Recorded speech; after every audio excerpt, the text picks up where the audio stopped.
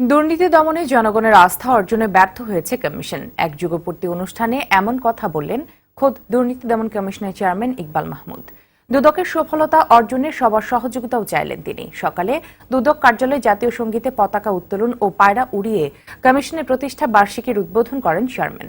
দেশে দুর্নীতি এখন মানুষের রন্ধ্রে রন্ধ্রে বলেও অভিযোগ করেন কমিশনের চেয়ারম্যান। পরে শিল্পকলা একাডেমিতে এই উপলক্ষে আলোচনার আয়োজন করে দুদক।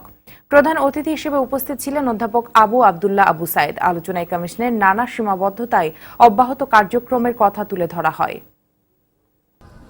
এই এক যুগের মধ্যে অনেক প্রত্যাশা ছিল এবং আমাদের কাছে মনে হয়েছে প্রত্যাশার সঙ্গে যে প্রাপ্তি, জনগণের যে প্রাপ্তি, সেটার সম্মিলন হয় নাই। সবার সহযোগিতা ছাড়া দুর্নীতি দমন কমিশনের একার পক্ষে দুর্নীতি প্রতিরোধ বা দমন করা কোনো ক্রমেই সম্ভব না।